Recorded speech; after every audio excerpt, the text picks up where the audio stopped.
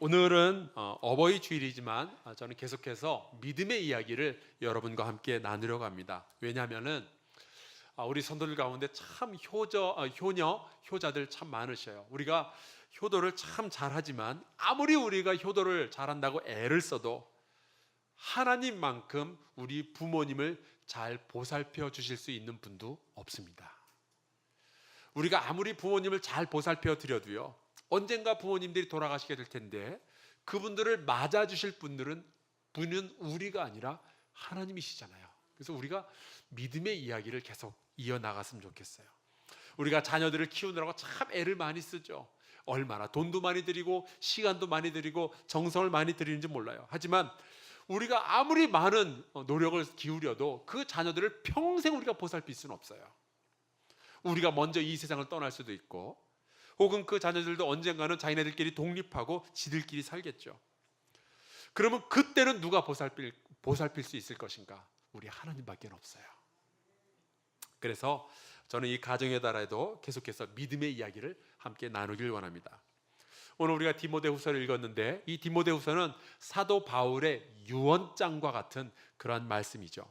특별히 오늘 우리가 디모데후서 4장을 읽었는데 바울의 유언 가운데서도 마지막 부분입니다. 이 글을 남기고 얼마 지나지 않아서 사도 바울은 순교하고 그의 인생이 끝이 났어요.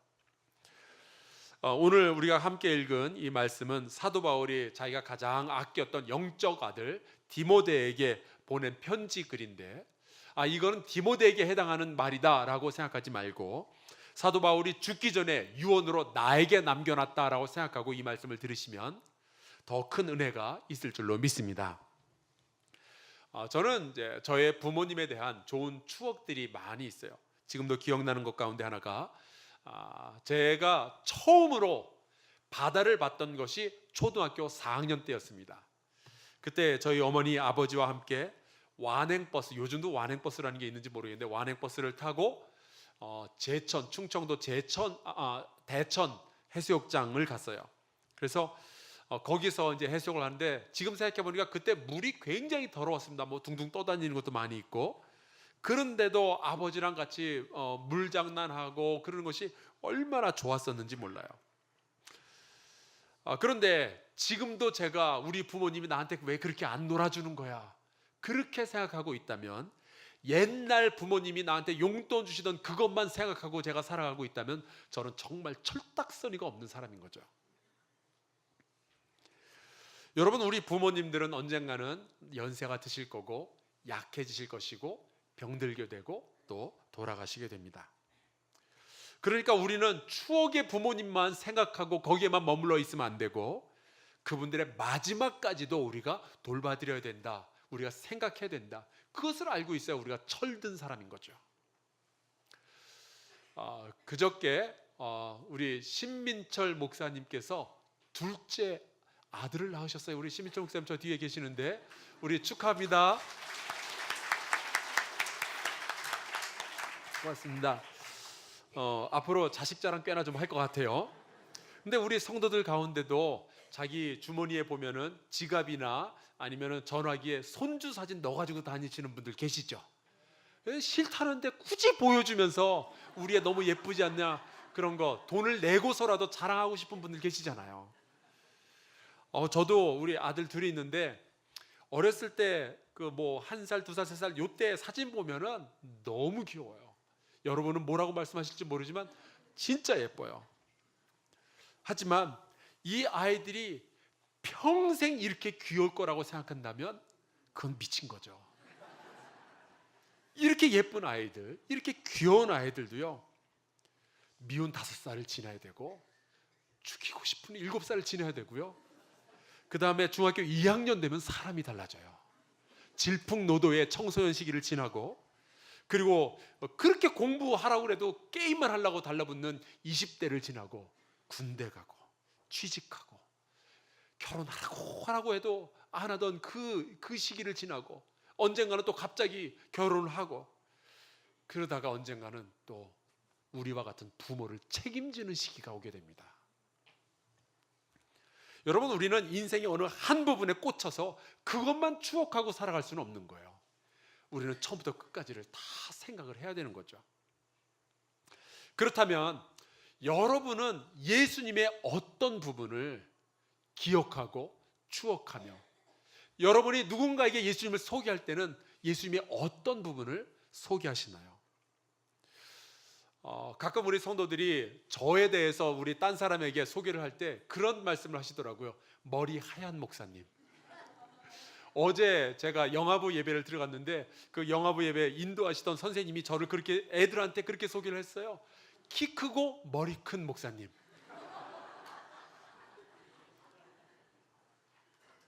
저는 좀 멋진 목사님 이런 게 더 좋은데, 근데 거기 많은 분들이 있었는데 반대를 안 하는 거예요. 그냥 가만히들 인정하는 분위기였어요. 여러분, 우리가 예수님에 대해서 이야기를 할 때 제가 많이 듣는 이야기가 있는데, 특별히 우리 성도님들이 대표기도 하실 때 이런 고백을 하셔요. 나를 위해 십자가에 달리신 예수님. 그런 표현 많이 들어보셨죠? 얼마나 귀한 고백인지 모릅니다.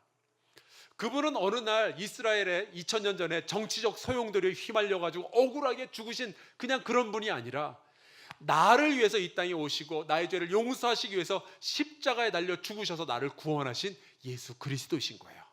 이 고백이 우리 모두의 고백이 될 수 있기를 주의 이름으로 축원합니다. 정말 귀한 거예요. 그런데 오늘 우리가 함께 읽은 이 말씀 1절을 읽으면서 제가 굉장히 크게 깨달은 것이 있습니다. 그것은 사도 바울도 역시 나를 위해서 십자가에 달리신 예수 그리스도, 이 고백을 붙잡고 평생을 살던 사람이지만 오늘 말씀해 보니까 또 다른 고백을 하나 가지고 있어요. 이것이 그의 영적인 균형을 맞춰주는 고백인데, 사도 바울은 예수님을 소개할 때 이렇게 말합니다. 살아있는 자와 죽은 자를 심판하실 그리스도 예수. 살아있는 자와 죽은 자를 심판하실 예수 그리스도. 그러니까 바울은 부활하신 예수님을 만난 이후에 늘 복음에 의지해서 살았던 사람이에요. 그분이 나를 구원해 주셨다. 내 공로나 나의 의로움이 아니라 주님의 은혜로 내가 구원을 받은 것이다. 이 복음을 죽을 때까지 붙잡았던 사람이 사도 바울이에요. 그런데 사도 바울은 나를 위해서 죽으신 예수님만 바라보며 나의 죄를 용서하시고 나를 멸망으로부터 구원하신 그 복음, 그 소식, 그 예수 그리스도만 붙잡고 그거에만 매달려서 살았던 것이 아니라 오늘 말씀해 보니까 다시 오실 심판주 예수 그리스도를 붙잡았던 거예요. 그에게 있어서 그러니까 복음이라는 것은 과거에 이미 벌어진 구원의 사건, 여기에만 제한되어져 있는 것이 아니라 앞으로 벌어질 심판 사건, 여기에까지 균형을 가지고 있는 겁니다. 그러니까 바울은 다시 오실 예수 그리스도를 바라보면서 살아가는 신앙을 가지고 있었어요. 히브리서 11장에 보면은 믿음장이라고 해서 아주 유명하죠. 여기에 보면은 그 믿음의 영웅들의 이야기가 쫙 열거가 되고 있는데 그 중에 한 사람이 모세예요. 모세는 이집트 공주의 이제 양아들로 자라가게 됩니다. 왕자예요. 그런데 이 사람에게 이제 믿음이 생깁니다. 그래서 모세는 이집트의 왕자로서 누릴 수 있는 부귀 영화보다 차라리 하나님의 백성과 함께 고난받는 것을 더 원했다라고 히브리서 11장에 기록되어져 있어요. 그것도 1, 2년이 아니라 40년 동안 광야에서 고난받는 것을 더 원했어요. 어떻게 그럴 수 있었을까? 우리가 퍼뜩 떠오르는 것은 호렙산에서 하나님을 만났지, 그 기억이 이 사람을 40년 동안 이끌지 않았을까 생각을 하게 됩니다. 그런데 히브리서 11장 26절에 보니까 이렇게 기록이 되어져 있어요. 그리스도를 위하여 받는 수모를 애굽의 모든 보화보다 더 큰 재물로 여겼으니 이는 상 주심을 바라봄이라. 호렙산의 그 불꽃 하나가 아니었던 거예요. 상 주시는 하나님을 바라보는 신앙을 이 모세가 가지고 있었습니다. 그리고 27절, 곧 보이지 아니하는 자를 보는 것 같이 살았다. 40년 동안. 여러분, 그러니까 모세는 어떤 믿음을 가지고 있었느냐? 호렙산의 불꽃 하나, 그것을 추억하고 살아가는 믿음이 아니라 보이지 아니하는 그분이 상 주시는 이시라는 것을 믿는 것처럼, 보이지 아니하는 자를 보는 것처럼 평생을 살아가는 그 믿음을 소유하고 있었던 거예요. 여러분, 보이는 것만 우리가 믿으면은 그는 믿음의 반쪽밖에 되질 않습니다. 내가 경험한 것만 믿는다? 그건 반쪽 믿음이에요. 나를 만나 주신 예수님, 내가 경험한 예수님만 믿으면은 이거는 반쪽밖에 안 돼요. 그러니까 사도 바울은 자기의 영적 아들 디모데에게 마지막으로 부탁하는 말이 있어요. 그것은 우리가 아직 경험해 보지 못했지만 다시 오실 예수 그리스도를 바라보는 이 믿음을 가지고 네가 평생 살아가야 되지 않겠느냐, 이거를 부탁하고 있는 거예요. 그래서 저는 이렇게 표현하고 싶습니다. 구원받은 순간의 복음만 기억하지 말고 이제 평생의 복음을 믿으며 살아갈 수 있기를 주의 이름으로 축원합니다. 참 많은 사람들이 내가 죄인이라는 것을 깨달아요. 그리고 예수 믿으면 구원받는 사실을 다 믿어요. 그래서 교회를 다니죠. 그래서 구원의 감격을 경험한 사람들이 있습니다. 많아요. 그런데 이 감격이라는 감정은요, 시간이 흘러가면서 잊혀져요. 우리 여기 결혼한 분들, 함께 예배드리는 분들 계시는데, 여러분 처음에 연애할 때 그 감동이 있잖아요. 처음에 막 결혼해가지고 신혼살림할 때 그 감격이 있잖아요. 그 얼마나 좋아요. 근데 10년, 20년, 30년 함께 살다 보면 그 감격이 아주 조금 줄어들잖아요. 그죠? 아주 약간. 그죠? 조금씩 줄죠. 확 줄어요. 여러분, 우리도 성령 경험했던 체험들이 있어요. 처음에 구원의 감격을 경험한 체험들이 있어요. 근데 시간이 흐르면서 구원의 사건은 남는데 감격이 사라져가는 거예요. 그러면서 우리는 교회는 다니는데 자꾸만 세상 사람들하고 똑같이 살아가는 모습들이 여기저기서 불쑥불쑥 등장하는 거죠. 그런데 사도 바울은 오늘 말씀을 보니까 내가 달려갈 길을 다 달려가도록 이 믿음을 지켰대요. 도대체 이 사도 바울이 가졌다는 믿음이 도대체 어디서 나온 거냐? 자기를 평생 동안 인도해준 복음을 가지고 있던 사람인데 도대체 그 복음이 무엇이냐? 사도 바울이 이야기합니다. 우리가 누구 앞에서 살아가는지를 이 사람은 알았던 거예요. 우리가 누구 앞에서 살아가는가? 나를 구원하신 예수 그리스도 앞이지만 또한 장차 산자와 죽은 자를 심판하실 그 예수님 앞에서 내가 살아가고 있다. 이 믿음을 사도 바울이 가졌던 거예요. 바울이 디모데에게 가르쳐주고 있는 복음이 바로 이 나를 기다리고 계시는 그 복음을 바라보라. 그 복음을, 그 예수 그리스도를 바라보는 복음을 네가 믿어라. 이 이야기를 하는 거죠. 이제 구원의 감격이 있었다면 이제는 평생의 복음을 붙잡고 살아가라는 이야기예요. 여러분, 우리가 그 인생이라는 길을 걸어가고 있잖아요. 그런데 그 인생의 길의 끝에서 누군가가 우리를 기다리고 있어요. 누구죠? 누가 우리를 기다리고 있죠? 어떤 분이 기다리고 있죠? 예수님. 저승사자 아니에요. 예수님이 우리를 기다리셔요. 우리는 그러니까 지금 그분을 만나러 가는 길인 거예요. 여러분, 신앙생활이라는 것은 우리를 지금 기다리고 계시는, 심판주로서 우리를 기다리고 계시는 예수 그리스도를 만나러 가는 여정인 줄로 믿습니다. 그게 신앙생활이에요. 그래서 주님을 만나러 가는 사람은요, 하루하루가 조심스러운 거예요. 막 살 수가 없는 거죠. 이번에 사순절 기간 동안에 제가 그 결혼 상담을 한 5커플을 했던 것 같아요. 근데 이거 남자와 여자가 이제 사귀고 그러다가 결혼 이야기 나오고 그러면 이제 상대방 뭐 부모님 만나고 그러는 때가 있잖아요. 그래서 예를 들어서 신랑이 이제 신부 부모님을 처음으로 이제 만나러 가는 순간이 있겠죠. 근데 미래의 장인 장모가 될 분인데 만나러 가는 길에 우연찮게 옛날 친구를 만났어요. 그랬더니 그 친구가 야, 술이나 한잔 마시고 가자. 자, 그러면은 여러분이 만약에 그 신랑 될 사람이라면 이 친구가, 내가 지금 장인 장모 만나러 가는 길에 친구가 술 마시자 그러면은 어떻게 하겠어요, 여러분은? 안 마시죠. 그리고 어디로 가요? 장인 장모님 만나러 가야죠. 아니, 술 마시러 가자는데 그를 쫓아가면 정신 나간 거죠. 잠시 혹시 끌려갈 수 있지만 그러다가 다시 마음을 고쳐먹어야죠. 내가 이러면 안 되지. 나는 지금 장인 장모님 만나러 가는 길인데. 그래서 우리가 몸과 마음을 준비하잖아요.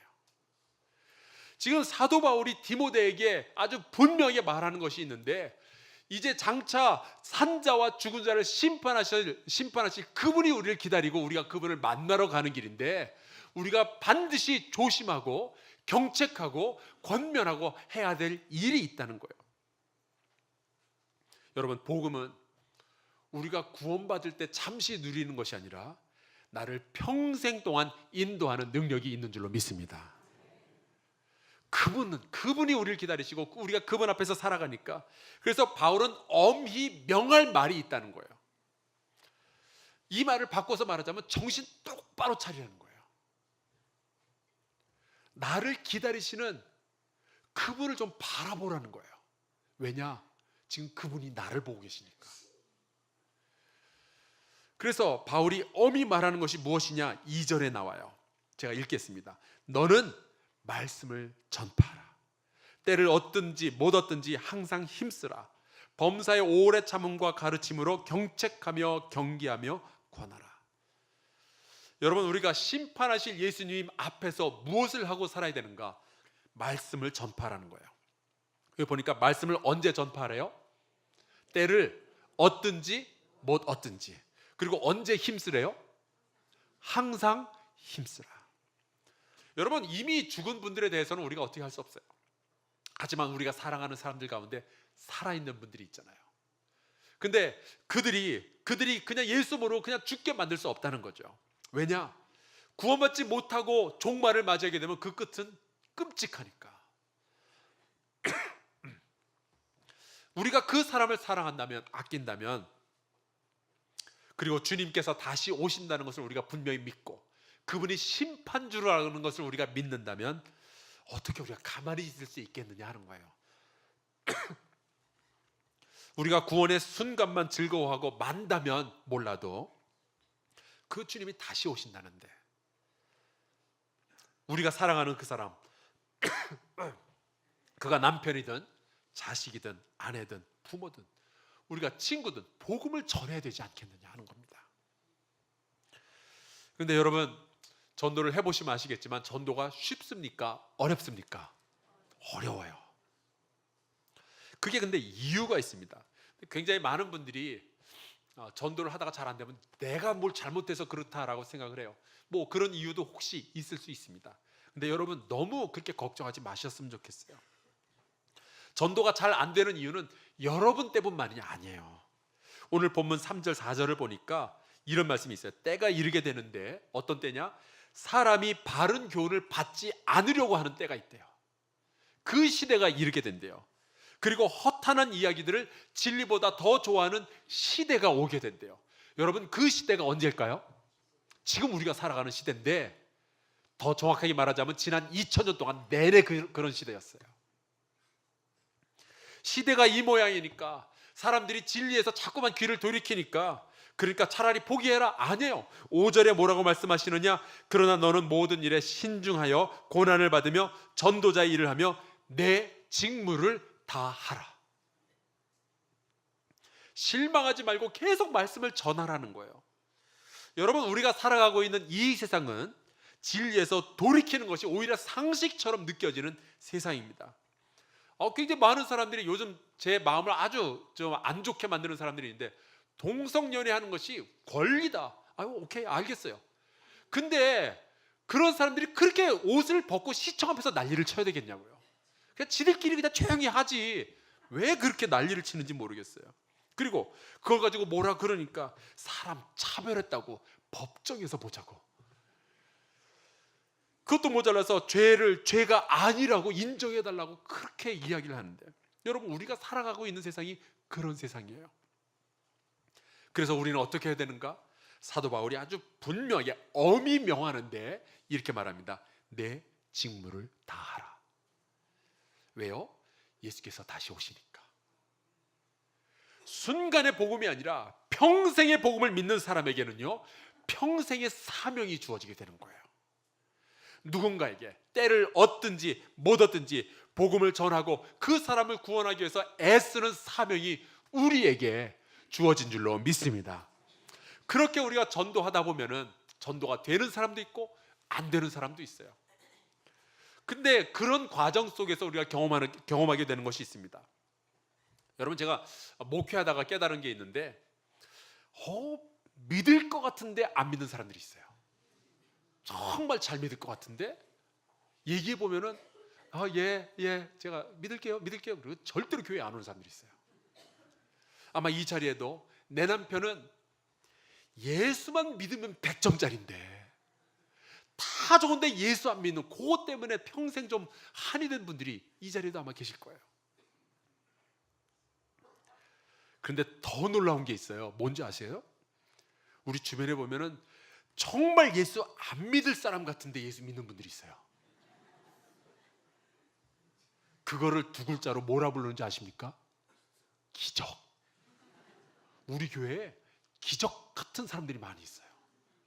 저분은 안 믿을 것 같은데, 안 믿을 것 같은 데는 그래도 나요. 저분은 안 믿었으면 좋겠는데 도 있어요. 기적이 일어나요. 여러분, 바울은 예수 믿는 사람들을 잡아 죽이던 일을 하던 사람이에요. 근데 이 사람이 예수를 믿게 되니까 베드로도 처음엔 못 믿었어요. 어떻게 그 사람이? 고넬료라는 사람이요, 이 사람은 로마의 장교입니다. 이방인이에요. 그리고 남부러울 것이 없는 사람인데 이분에게 복음이 들어가니까 이분도 예수 믿고 세례를 받아요. 그래서 여러분, 우리가 복음을 전하다 보면은 깨닫게 되는 것은 내 능력이 아니라 하나님의 능력으로 믿게 되는 사람들이 있구나. 이것을 우리가 알게 되는 거죠. 여러분이 전도하기 시작하면 여러분이 할 수 없는 것, 여러분의 능력으로 안 되는 것을 하나님께서 이루어 주실 줄로 믿습니다. 그게 기적인 거예요. 그래서 우리가 그렇게 전도를 하며 우리의 직무를 최선을 다해서 충성스럽게 일하다 보면은 우리가 인생의 마지막에 드디어 주님을 만나게 되는데, 어떤 주님을 만나게 되는가? 8절, 이제후로는 나를 위하여 의의 면류관이 예비되었으므로 주 곧 의로우신 재판장이 그 날에 내게 주실 것이며 내게만 아니라 주의 나타나심을 사모하는 모든 자에게 도니라. 주의 나타나심을 사모하는 모든 이들에게 준비된 의의 면류관이 있대요. 여러분, 이게 복음이에요, 아니에요? 복음이에요. 주님은 상 주시는 이십니다. 그래서 바울은요, 죽음을 두려워하지 않고 죽을 때까지 내가 달려갈 길을 다 가고 이 믿음을 지켜낸 거예요. 이 길의 끝에서 주님을 만나게 될 테니까. 2주 전에 우리가 장애인 공감 예배를 드리면서 점프 153이 시작이 되었습니다. 이렇게 앞에 상징물이 놓여져 있죠. 한 사람의 성도가 혹은 하나의 숲 공동체가 앞으로 5개월 동안 가정과 일터와 이웃, 이 세 개의 영역에서 하나님의 복음을 전하는 그 계획이에요. 옛날에 구원받은 감격, 나를 위해 십자가에 달려 죽으신 예수 그리스도, 거기에 대한 기억을 가지고 있는 것, 추억을 가지고 있는 것 너무나도 좋지만 그거 하나 가지고서 평생 버티면서 살아가는 것이 아니라 다시 오실 예수 그리스도, 산자와 죽은 자를 심판하러 오실 예수 그리스도, 그러나 그분을 기다렸던 자들에게, 그분의 백성이 된 자들에게 상 주시는 그 예수 그리스도를 기다리는 이 평생의 복음을 믿으면서 살아가는 저와 여러분 될 수 있기를 주의 이름으로 축원합니다.